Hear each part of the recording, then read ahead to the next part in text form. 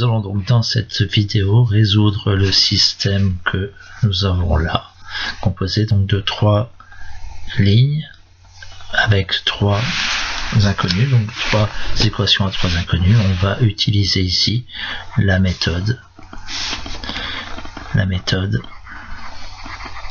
du pivot de Gauss. Alors je rappelle que la méthode du pivot de Gauss consiste à trouver un système équivalent, beaucoup plus simple que celui-ci, un système échelonné, c'est-à-dire dans lequel sur la première ligne nous aurons 3 inconnus, la deuxième équation nous aurons 2 inconnus, la troisième équation une seule inconnue. Pour ce faire, à la première étape, nous devons nous fixer la ligne 1 et la variable que nous allons faire disparaître. Ici la ligne 1, je pense que celle-ci est très bien. Donc la première ligne.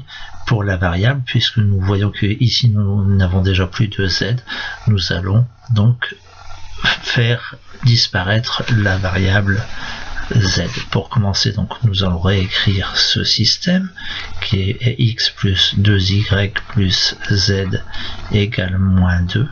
Voici la ligne 1. En ligne 2, eh bien, on va prendre cette ligne-ci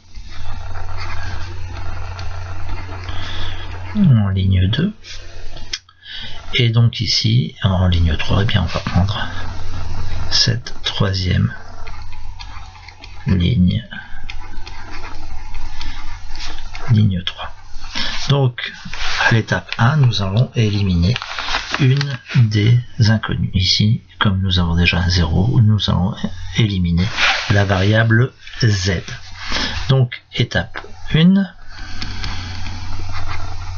Dans l'étape 1, je vous rappelle que nous utilisons donc la ligne 1 pour éliminer les variables. Donc dans les deux autres lignes, donc la ligne 1 qui va être une ligne inchangée, la ligne 2 nous avons déjà un 0, donc cette ligne je vais la garder inchangée. Et ici sur la ligne 3, puisque je veux faire disparaître le 2z à partir de la ligne 1, il va falloir me prendre la ligne 3 moins 2 fois la ligne 1. Alors, ça me donne quoi? Eh bien, ligne 3, la ligne 3, c'est celle-ci.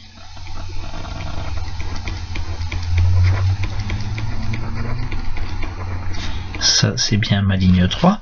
Ma ligne 1, c'est celle-ci, mais je vais la multiplier donc par 2. Donc je vais obtenir 2x plus 4y plus 2z égale moins 4. Quand je fais ligne 3 moins 2 fois la ligne 1, ça fait ça moins ça, ça fait x, ça moins ça plus 3y, ça moins ça 0, égale ça moins ça, 1 moins 4, ça fait 5. J'obtiens donc ici le résultat, x plus 3y égale 5. Je peux vérifier que ici, je n'ai plus, dans les deux équations, je n'ai plus de z. Je vais donc passer à l'étape 2, qui est l'utilisation donc de la ligne 2 pour faire disparaître, eh bien, là, alors il y a une petite erreur, il y a une erreur de recopiage, puisque ici, comme vous pouvez le remarquer, ce n'est peut-être pas un 2, mais un plus 4y. Donc ici, c'est un 4. Alors,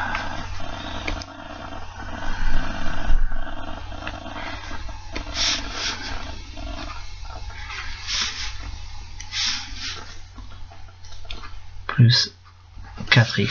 Voilà. Donc ici, je vais recopier ma première ligne. Je recopie donc ma deuxième ligne.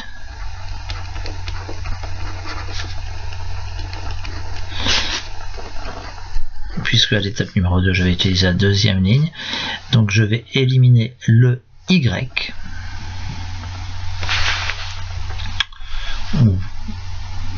Oui, je vais éliminer le y dans la troisième équation. Donc pour ce faire, je vois que je veux avoir le même nombre de y sur les deux lignes. Je suis donc obligé de multiplier la ligne 2 par 3 et la ligne 3 par 4. Je vais donc faire 4 lignes 3 moins 3 lignes 2. Donc ça me donne ici la ligne 3. La ligne 3, je l'ai. Donc je l'ai ici.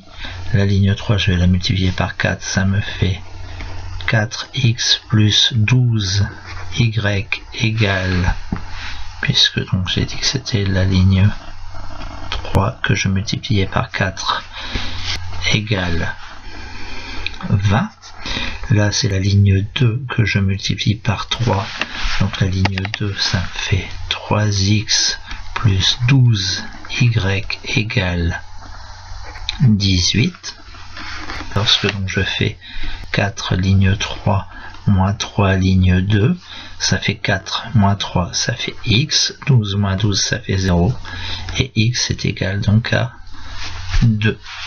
Ici, j'obtiens x égale 2. J'ai donc maintenant un système qui s'écrit sous cette forme, un système équivalent. X égale 2. 4y égale 6 moins 2, donc y égale 1. Et